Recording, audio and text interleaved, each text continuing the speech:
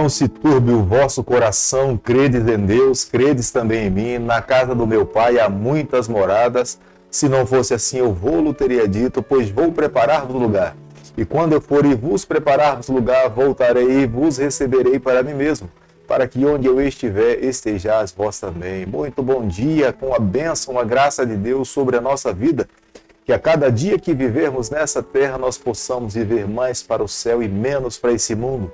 Que possamos entregar o nosso coração exclusivamente ao Senhor.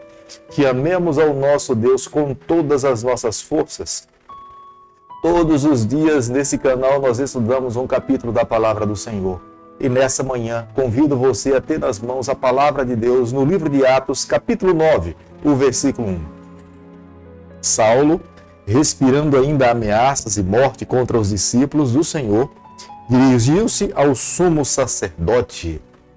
A Igreja Apostólica é uma igreja que eu acredito que seja o sonho de todos aqueles que lideram as igrejas nos dias atuais.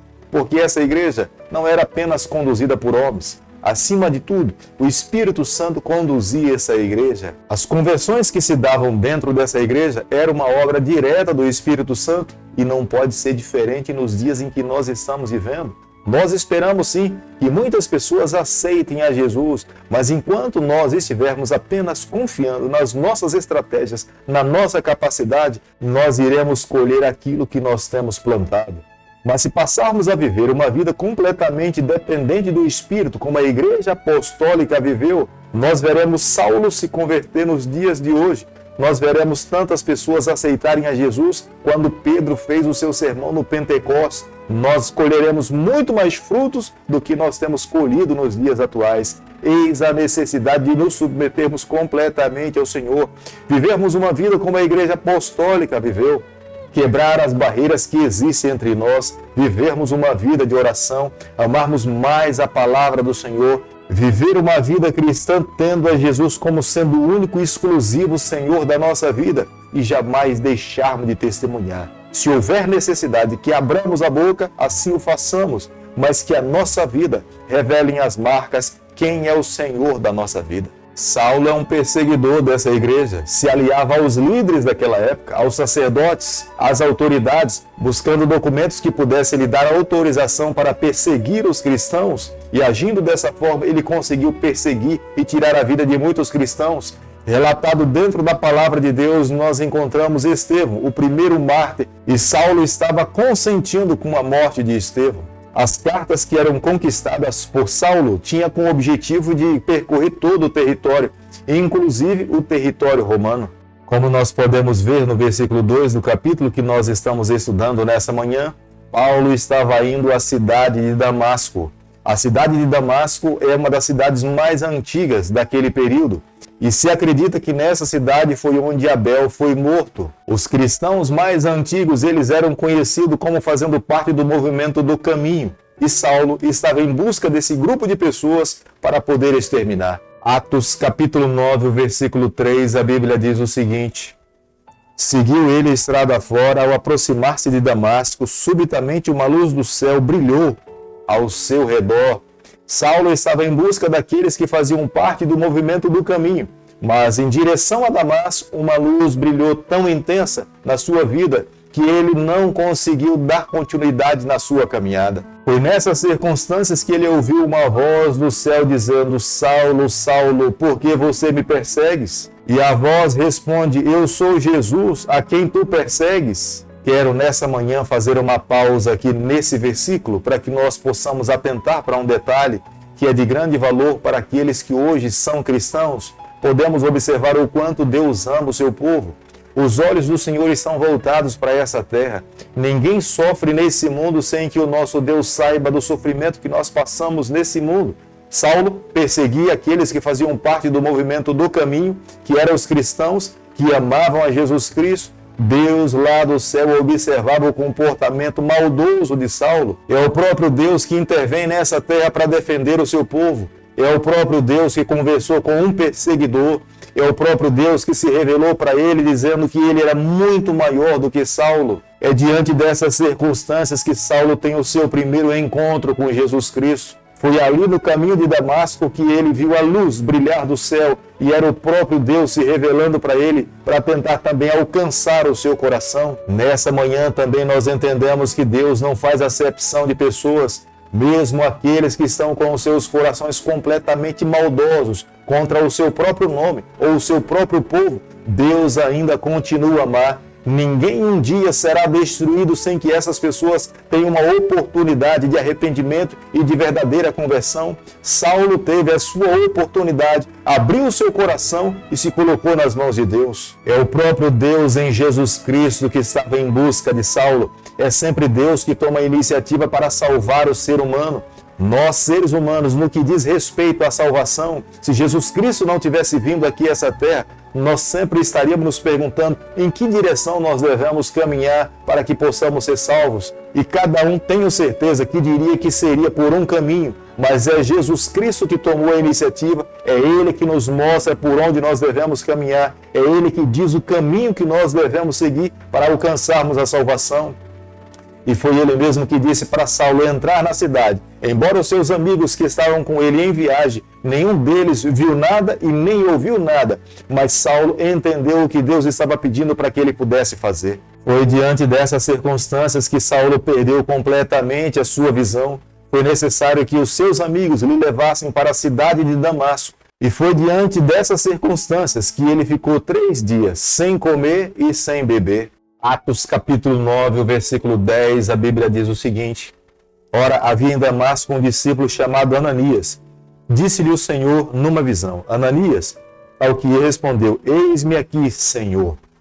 Deus, nesse momento, estava enviando um missionário na casa de Saulo. Deus sabia da aflição de Saulo, mas Deus sabia da importância de Saulo na pregação do evangelho entre os gentios e também entre os judeus. Deus coloca nas mãos de Ananias o endereço de que forma encontraria Saulo. O próprio Deus fala para Ananias que Saulo estava orando e Ananias obedece à voz do Senhor, vai à rua direita e procura Saulo de Tarso. Como nós podemos ver no versículo 12 do capítulo que nós estamos estudando nessa manhã, foi através da imposição de mãos de Ananias sobre a cabeça de Saulo de Tarso que mais uma vez Saulo voltou a enxergar. Deus fez com que ele recuperasse a sua visão para que ele entendesse as palavras do reino. Atos capítulo 9, o versículo 13, a Bíblia diz o seguinte: Ananias, porém, respondeu: Senhor, de muito tenho ouvido a respeito desse homem. Quantos males tem feito aos teus santos em Jerusalém?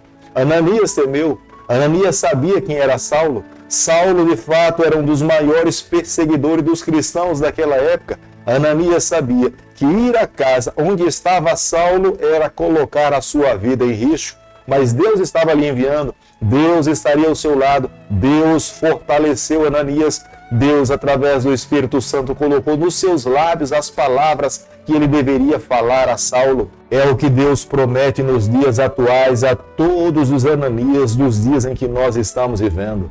Todo aquele que é missionário, todo aquele que usa os seus dons para avançar o reino do Senhor é um Ananias nos dias em que nós nos encontramos. Deus espera que mais Ananias aceite o seu chamado de pregar, de anunciar as boas novas de salvação.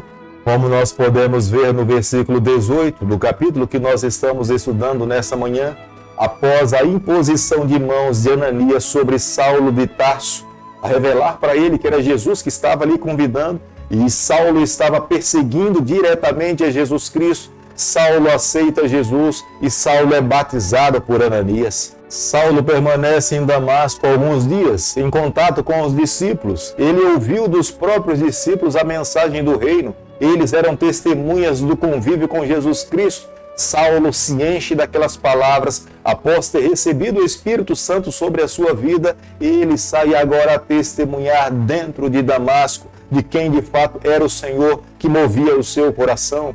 As pessoas que estavam dentro de Damasco, que sabiam da reputação de Saulo, da sua perseguição aos cristãos, ao vê-lo testemunhar, ao vê-lo falar a respeito de Jesus Cristo, muitas pessoas aceitaram a Jesus e se colocaram nas mãos do Senhor. Não podemos negar que nesse período também, a igreja que estava sendo perseguida e ouvindo falar que Saulo tinha aceito a Jesus Cristo, muitos ficaram receosos. Mas logo posteriormente, ao ver o testemunho de Saulo, ao ver a palavra de Deus sendo pregada por ele, passando por lutas, passando por dificuldades, sofrendo por causa do evangelho, cada vez mais a igreja recebia Saulo como sendo pastor, um missionário, um pregador do evangelho. Querido amigo, nessa manhã, ao estudarmos o capítulo 9 do livro de Atos, o meu coração e o teu coração precisa estar completamente tomado pela mensagem desse capítulo.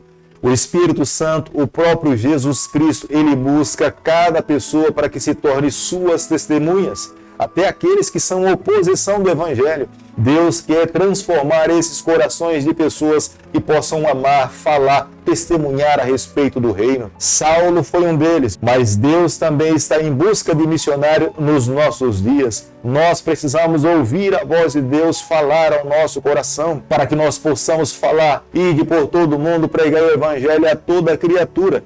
Quem crê e for salvo, esse será salvo. Quando estudamos o capítulo 9 do livro de Atos, nós podemos ver claramente que essa igreja crescia assustadoramente. Ela era conduzida pelo poder de Deus. Homens e mulheres se colocavam nas mãos do Senhor para serem um vaso, para serem usados por Deus, para avançar cada vez mais o reino do Senhor. Tenha certeza, se hoje nós nos colocarmos nas mãos do Senhor, cada vez mais a mão de Deus, a bênção do Senhor estará sobre a nossa vida e veremos muito mais conversões do que nós temos visto nos dias atuais. Querido Pai, em Tuas mãos nos colocamos. Queremos ser do Senhor por toda a nossa vida. Perdoa os nossos pecados, transforma o nosso coração, nos ajude a cada vez mais sermos fiéis ao Senhor. É o que nós te pedimos, oramos em nome de Jesus. Que o Senhor te abençoe e te guarde. Que Ele faça resplandecer o seu rosto sobre você, que Ele tenha misericórdia de você, e sobre você nessa manhã Ele levante seu rosto e conceda a sua paz em nome de Jesus. Amém.